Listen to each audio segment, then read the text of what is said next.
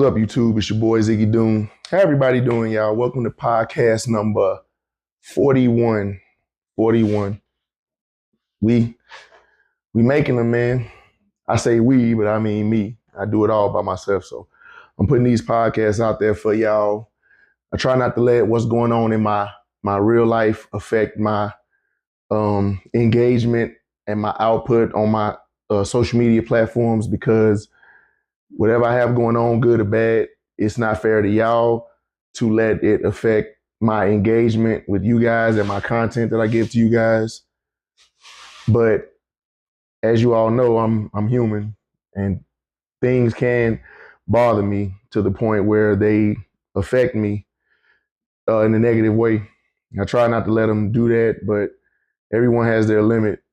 Everyone has their breaking point to where it's like, okay, this is like, but I still manage. One thing about me, I'm pretty resilient when it comes to things. So I don't wear a lot of stuff on a lot of feelings on my sleeve. So you'll never know what I'm going through. When people ask me how I'm doing, I tell them the same thing, always good. I honestly, at this point, I'm not sure why people even ask me how I'm doing. The answer's never gonna change. So that's what that is. But before I get into the more serious stuff, I gotta say, y'all, I don't talk a lot about sports on my podcast, even though this is a podcast for sports.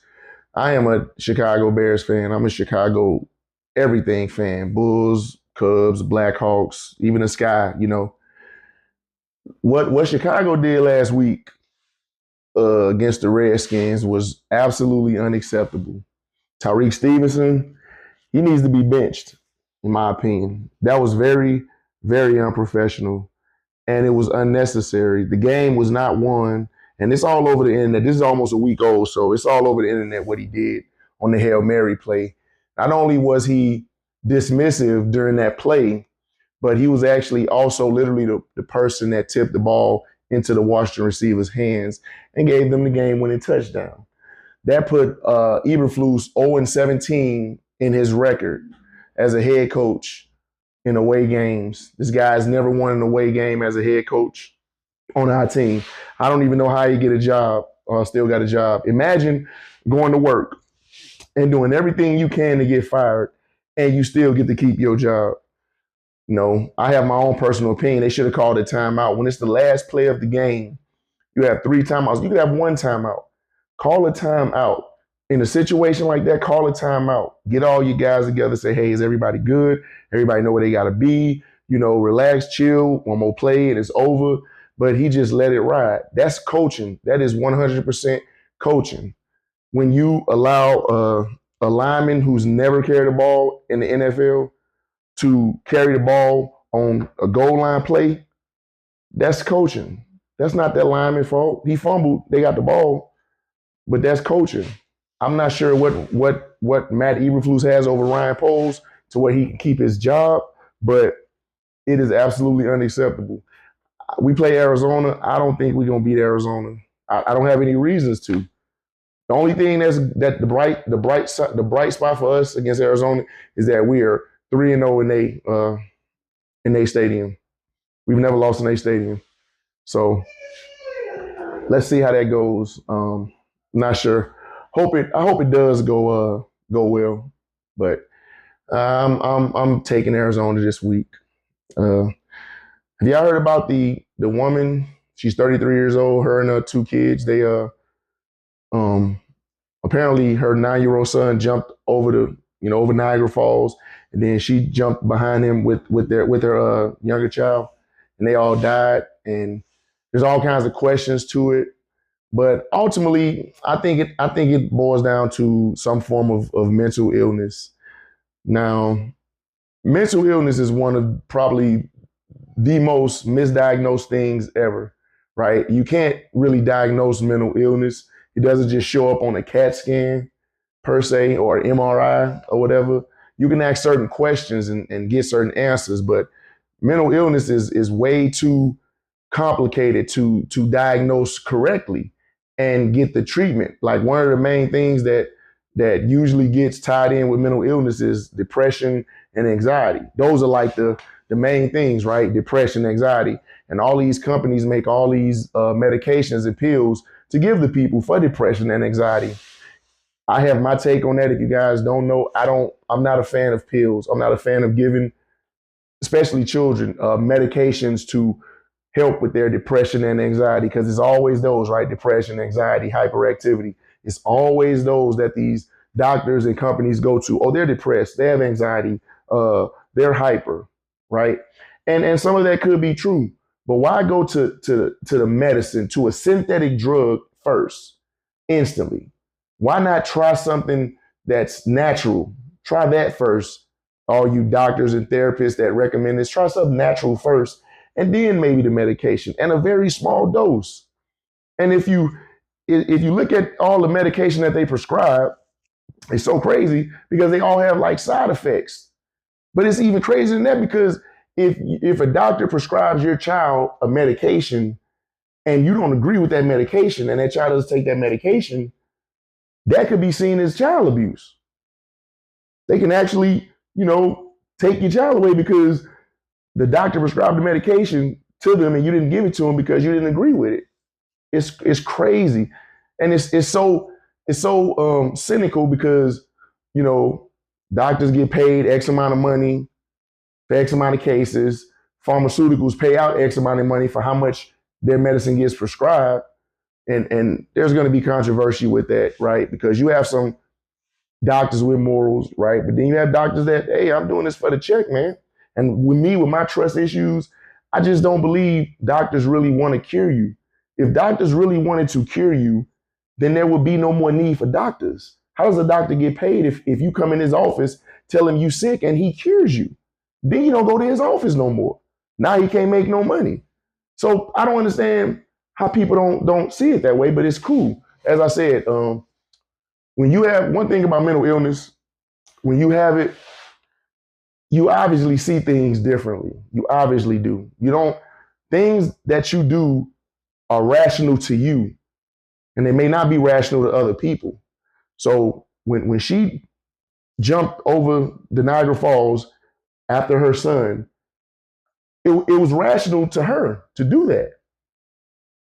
Maybe it wasn't. Maybe it was impulse. But in those mental illness situations, typically, usually what the person does to deal with whatever issue they're going with is rational to them.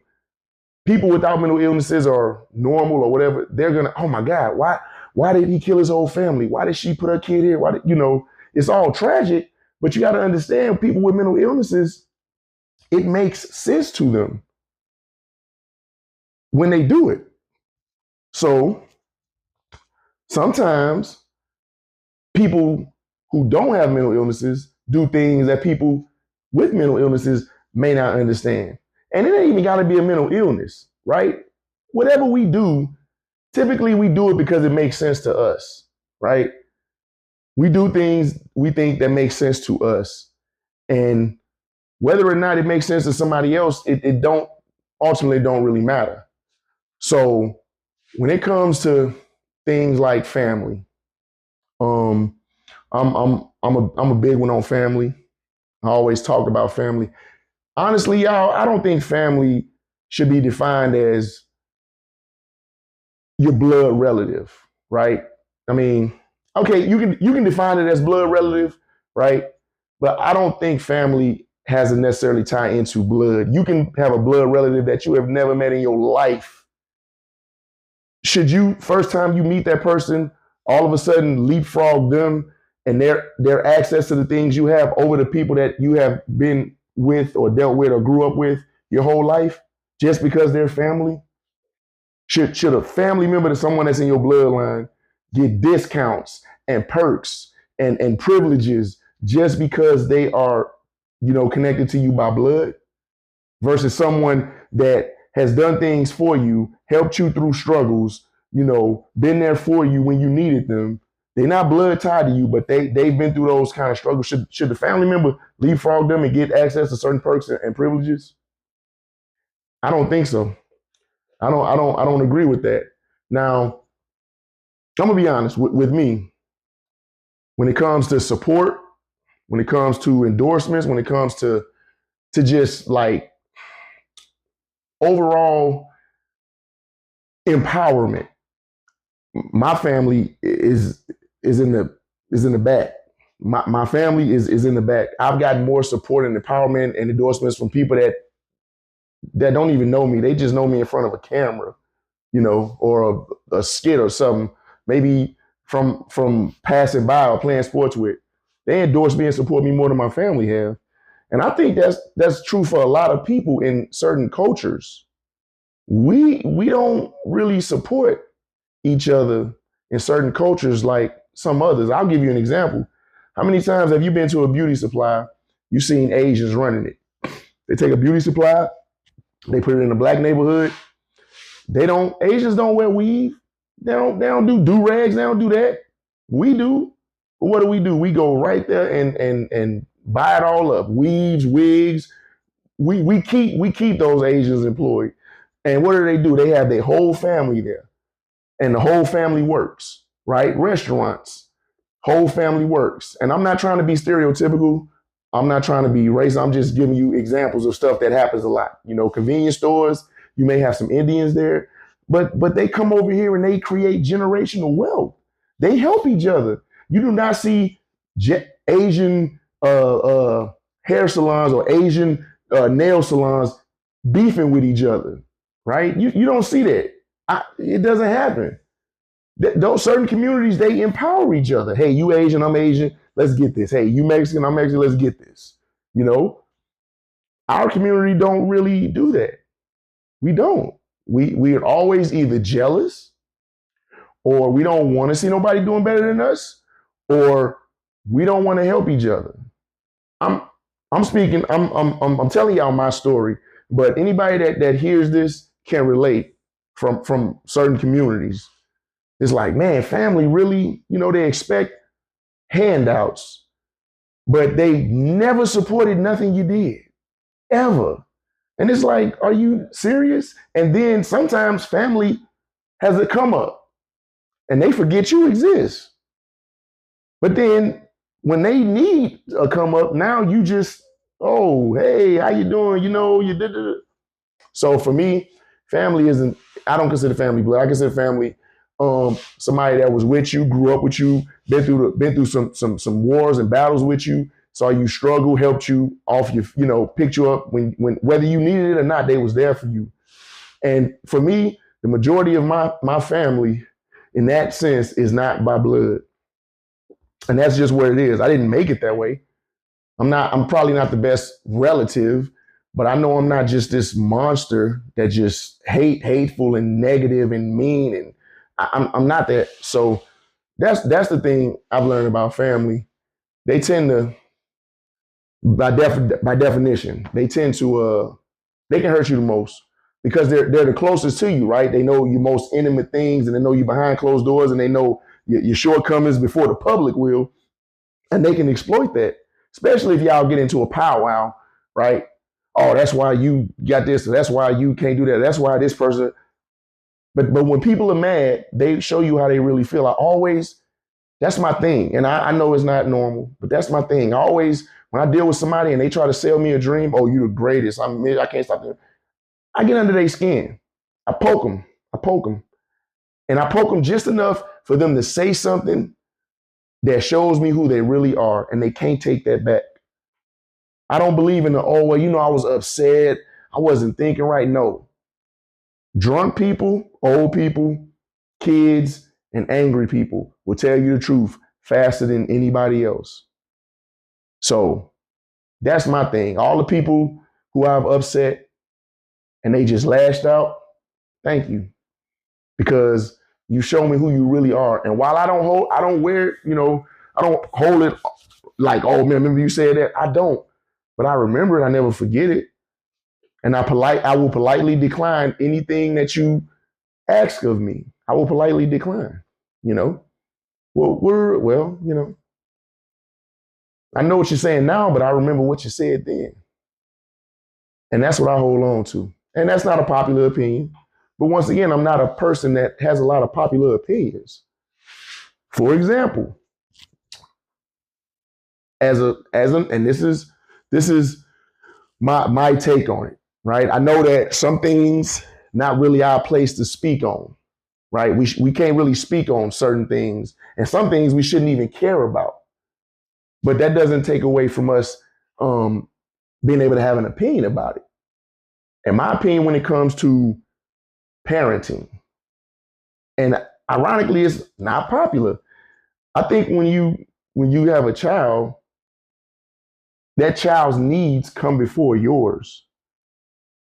The child didn't create you; you created the child. So I think that child needs come before yours. Now, how many people will say my children or my child means the world to me? My child means everything. Nothing is more important than my child. How many people say that? Pretty much everybody. My child means the world to me. Everything. But see, it's easy to say stuff when you don't have to back it up with any actions. You can say anything, you know. But how are you treating your child? What are you doing that shows that your child means everything to you? We're not talking about the basics: cook, clean, keep a roof over their head, keep clothes on their back. We're not talking about that. We're talking about when there's situations where your child needs you and you put them on the back burner. There's situations where you meet people and your child needs you and you put those people before your child. Um, y'all may not believe this, but it's a lot of people that will put other people before their children. I've seen men put women in front of their children. I know women that put men in front of their children. And ironically enough, the people that these things apply to usually don't, watch my podcasts and stuff. They don't really support anything I do, and they feel the way they feel about me, and that's fine. But if I make an accusation, if anyone makes an accusation and they back it up with facts, and they tell that person to now explain to me why I'm wrong, and they don't have an answer, they say, "Oh, forget about it. It is what it is," or whatever. They are in effect proving your point. So if you're going to accuse me of something and then base it on nothing, absolutely nothing, and your only rebuttal is, well, whatever, well, I don't remember it happened, or I don't want to talk about it, your accusation is baseless, right? Doesn't that make sense?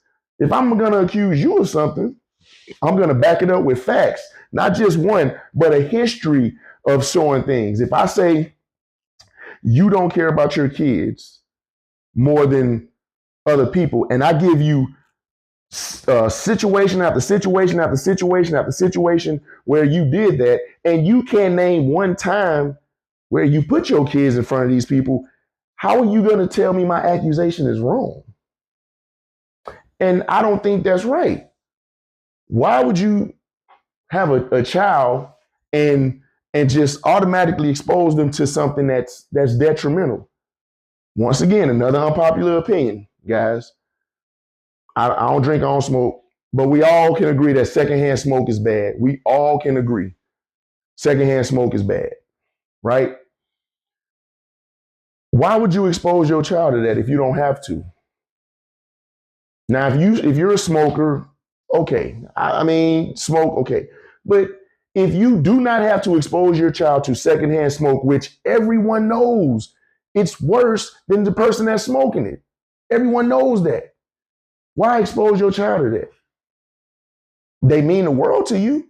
So if they mean everything to you, I'm assuming you want to keep them healthy, keep them out of hospitals.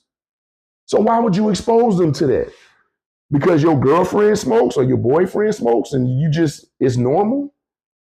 Getting drunk in front of your kids. Y'all, this stuff happens.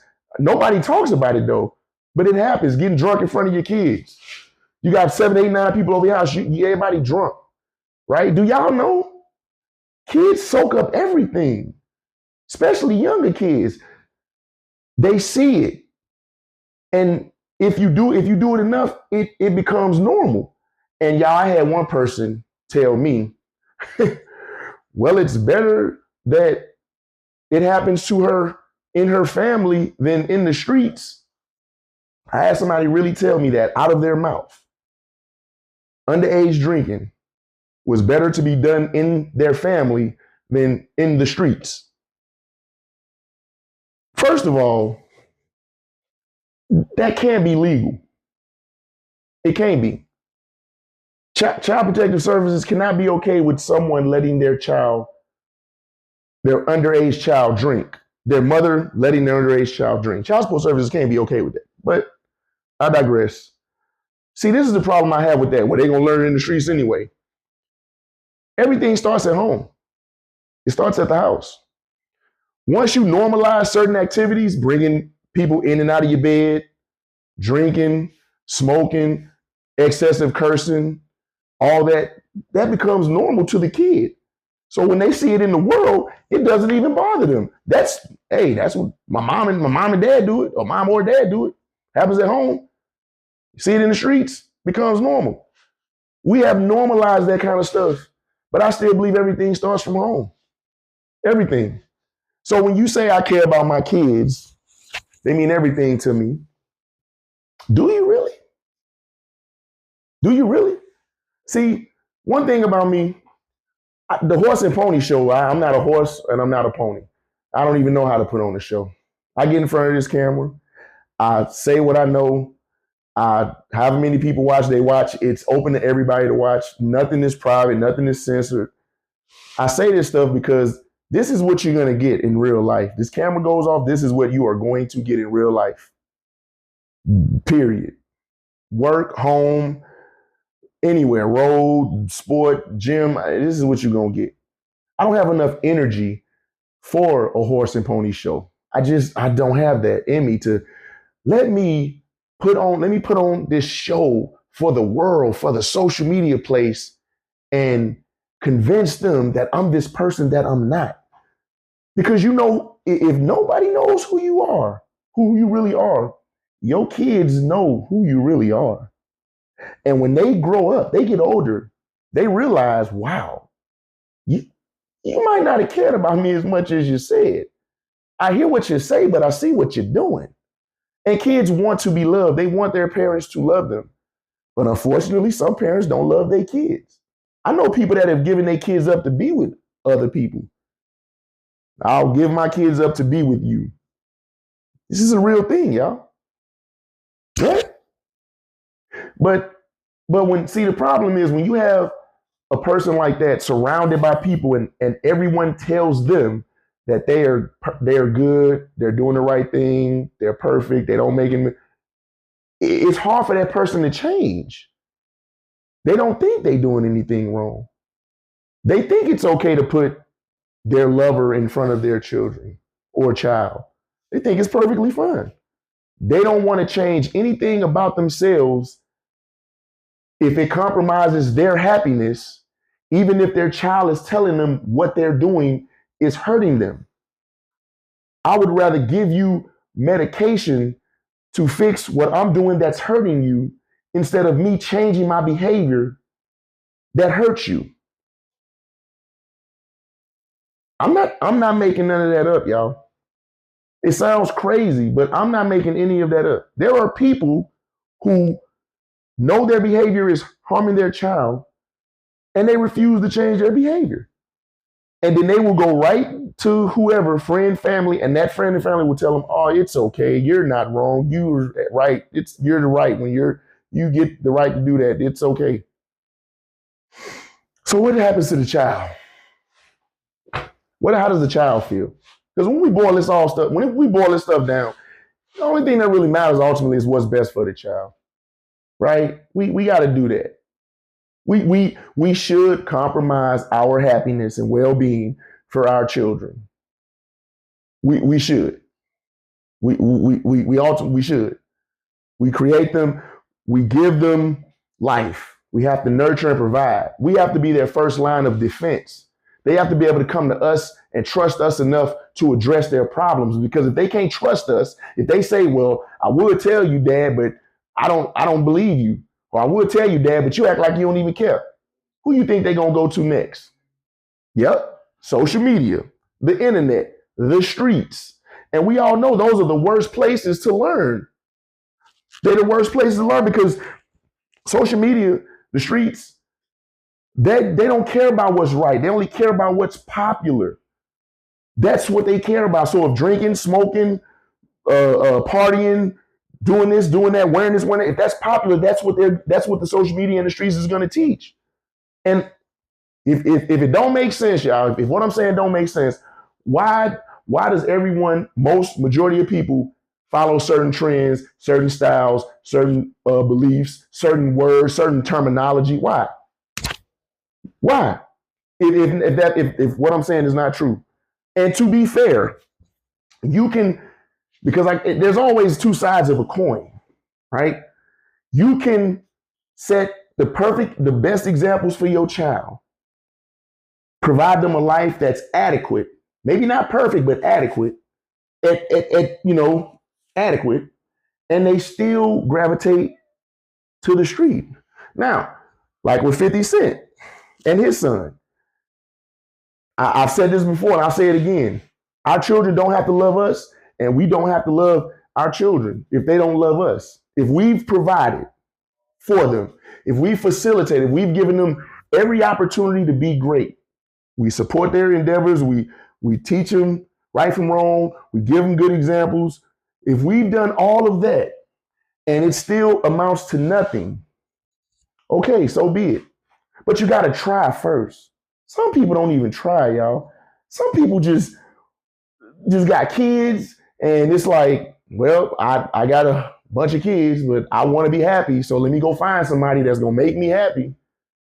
Yeah, but what about your kids? Are your kids happy? My mentality doesn't allow me to make sense to me. It just doesn't. Hey, Dad, I know you enjoy doing this, but it bothers me when you're doing it. Okay. Let's talk about it. Let's talk about it. What about it bothers you? Is it anything I can do differently about what I'm doing to help? Let's have that open conversation. Because maybe it's something you're doing is just the way you do it, And then change it. If you can change it, change it. Why do we tell our kids, oh, well, this is my house, these are my rules. If you don't like it, get out. Or I'm not changing because da-da-da.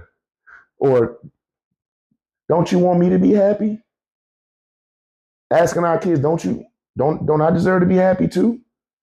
Yes, you can be happy, but not at the expense of your kids' happiness. The kid that is tugging on your arm and telling you, hey, this person is doing me wrong. That person did something inappropriate. This person is giving me drinks. And you just look at them. Or, well, what do you want me to do about it? Or this one. I don't have time. I don't have time for this right now. If anybody listens to my podcast, I don't make this stuff up, man.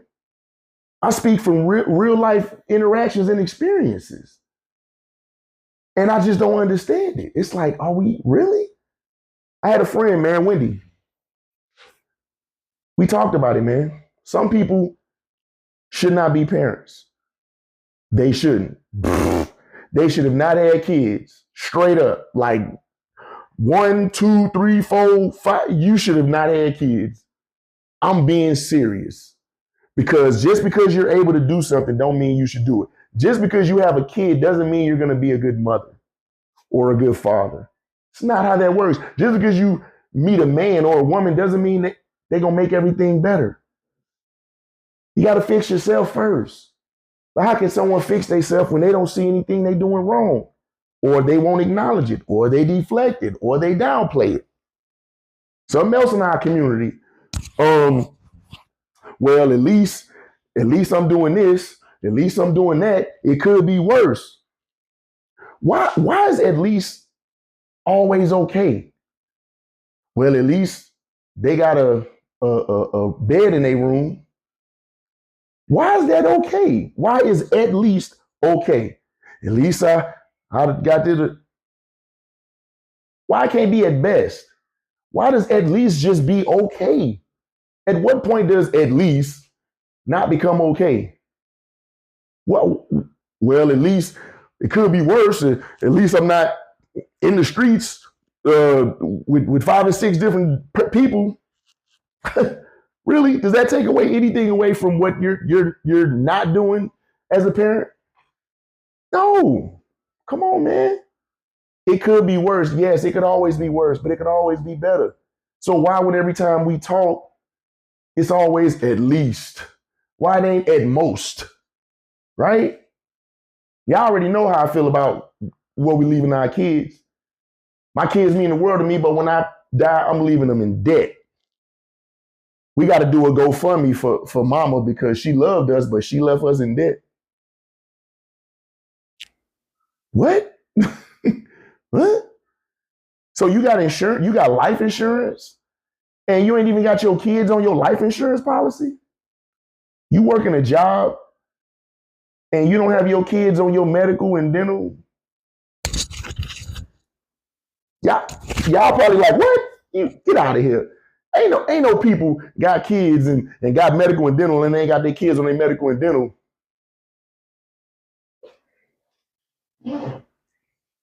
Enrollment every year.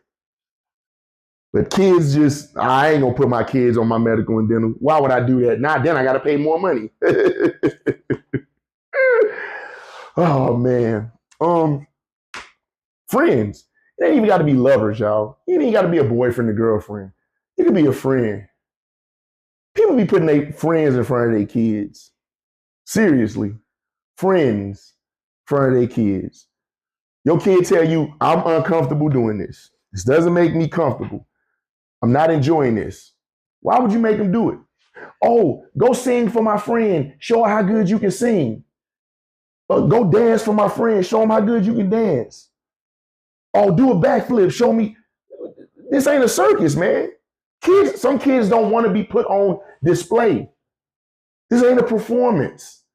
Some kids are okay with it, right? They like to perform. They like to show what they can do. Okay, cool. And then the parents still take, yeah, you see my son can flip off a wall. I ain't never flipped off a wall in my life, but I'm going to take credit for it because my son can do it. Yeah, my son got all A's in honor roll and play video games. I ain't never got all A's in honor rolls and play video games in my life, but I'm going to take credit for it. Stop it. Come on. Stop it. There's no coincidence why children do certain activities. It's probably because they relate to certain people doing those activities more than others. I wish I could make this stuff up, but I don't. And maybe that logic doesn't make sense. But why am I finna take credit for my daughter who can sing very well and I can't sing at all? Yeah, boy, you see my daughter got them pipes. She get that from her daddy. No, she don't, because I can't sing. I can't sing. Shoot. Anything my children do, they did it. They did it on their own. That's their accolade. That's their accomplishment. I'm not going to diminish that. I'm not going to work. Yeah, my son, all honors, made the debate team. I don't do that. I think that's corny, in my opinion. Oh yeah, my son, he the captain of the bowling team and second string of the golf team. I don't do that. I don't do that. I think some parents want to live vicariously through their children. How are you going to parade your child around for athletics and making music and singing, and you ain't never did none of that? Stop it. But no. Now, some kids are okay with that, but the kids that tell you, I don't want to do this, I don't feel comfortable doing this, why would you still make them do it? Nah, you better go sing in front of my friend. You better go dance in front of my friend. Shoot, show them how good you is.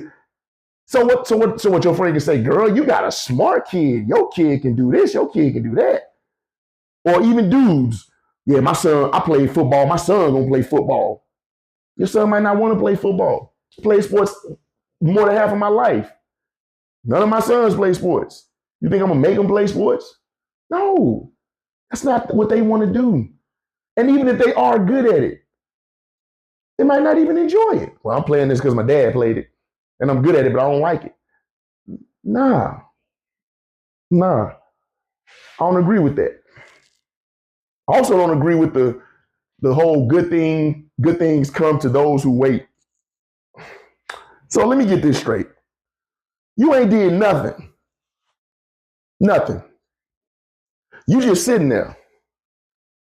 And you waiting for a knock on your door for somebody to say, here's $150,000, or here's a contract for a house, or here's a get you out of debt card.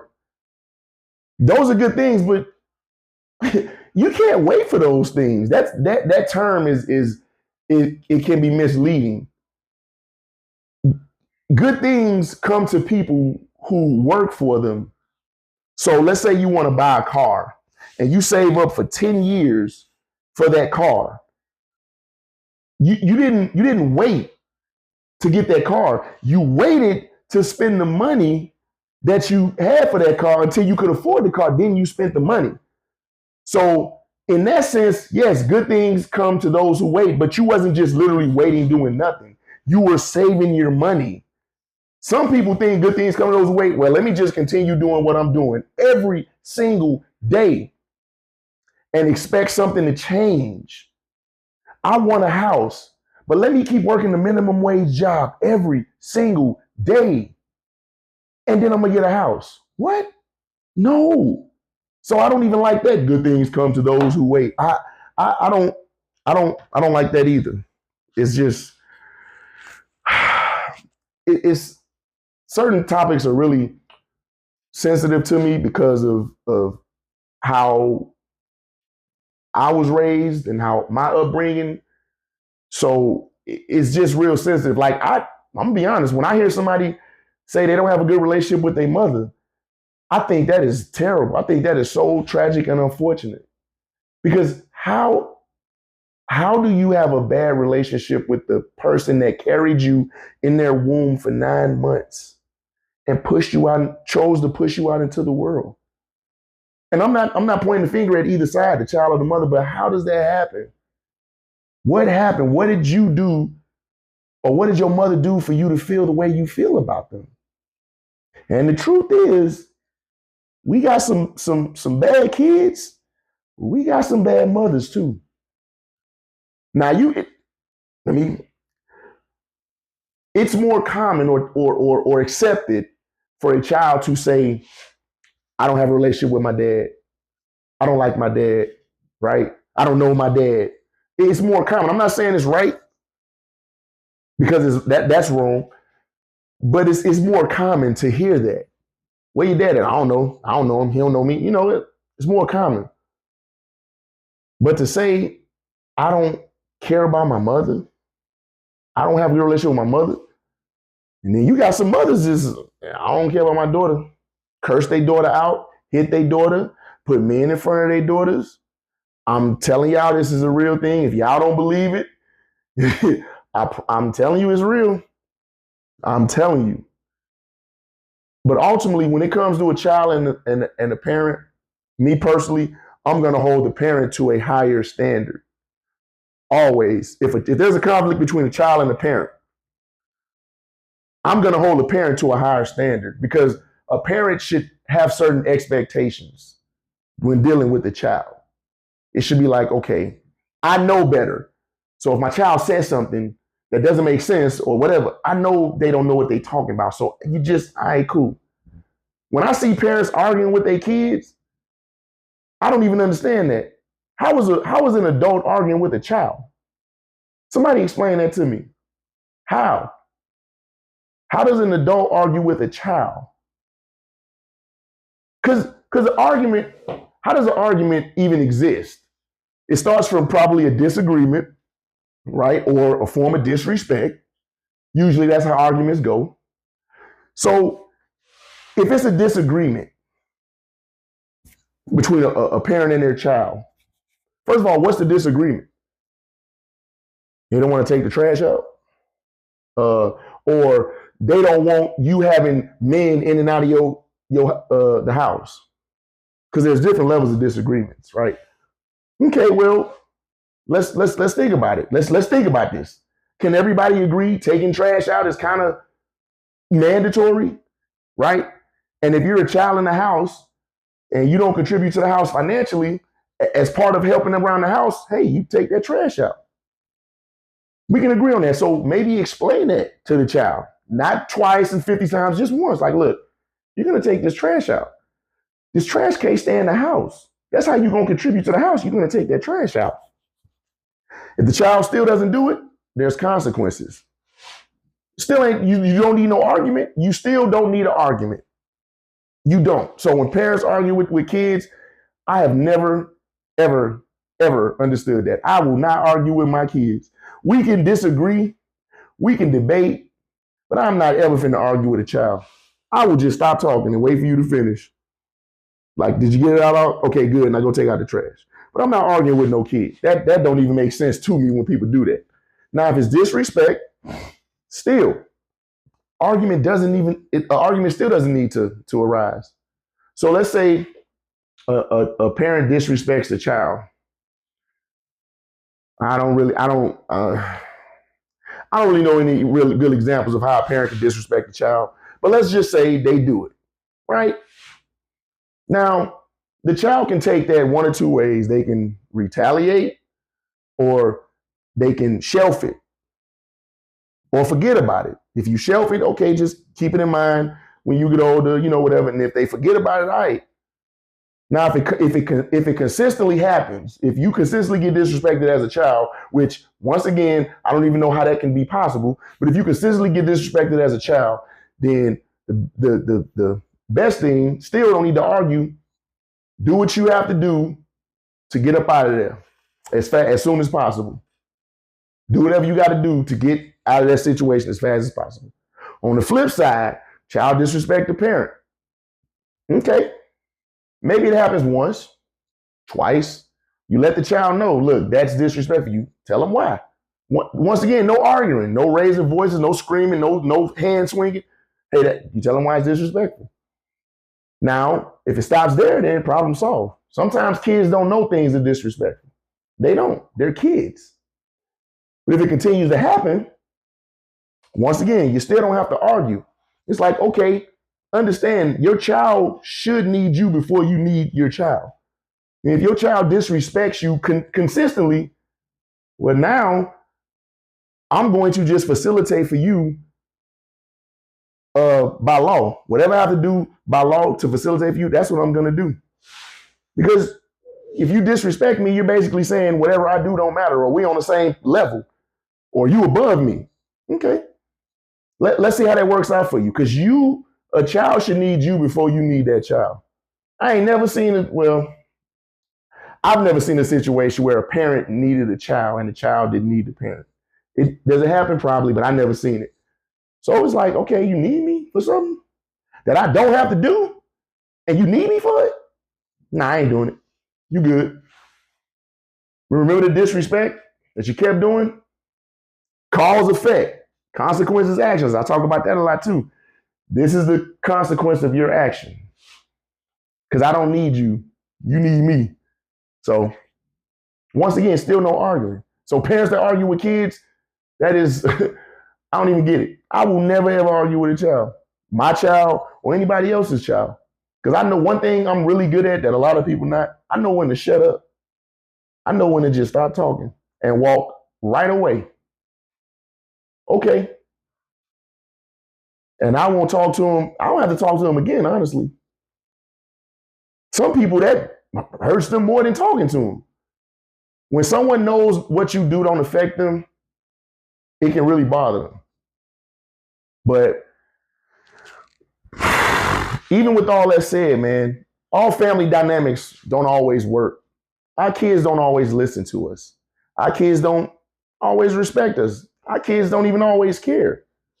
And what do you do in those situations? There's no right answer. There's no definitive answer for it. But I will say this, you cannot let someone continue to take advantage of you. Doesn't matter who it is. You can't do that. At some point, enough has to be enough. And you got to figure out when enough is enough. And if we going to be parents and we going to have a horse and pony show where our kids matter the most to us, then we got to try to do everything we can to make that child's life better than ours. And we can't stop there. We got to make sure if they tell us there's a problem, we got to address it. If our behavior bothers them, we might need to change our behavior. It's okay to change your behavior for your child. They'll appreciate you more for it.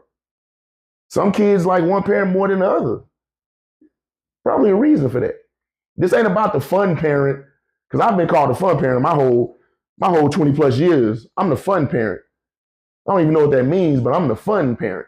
Is that because I don't curse at my kids? Because I don't hit my kids? Because I don't put other people before my kids? Is that why I'm the fun parent? Okay, I'll be the fun parent. But I don't know, man. I'm just talking, y'all. Like I said, the people that pertain to these certain things in these podcasts, they will never watch this. They have never supported anything I've ever done, and they never will. And that's fine. I just like to give people insight. People that do support me, give them insight on things. But that's it, man. Nothing flashy, nothing special. I just wanted to get that one out there because it was weighing heavy on me this last week. So, but that's all, YouTube, man. As always, man, leave it in the comments. Be sure to like, share, subscribe. I got to do that. I got to plug that in because YouTube and these algorithms never, ever put my podcast in them. Shame on you, YouTube. I be saying some good stuff sometimes. Most of the times I run my mouth, but sometimes I say good stuff, man. But that's it, man. Until the next YouTube video. Be easy.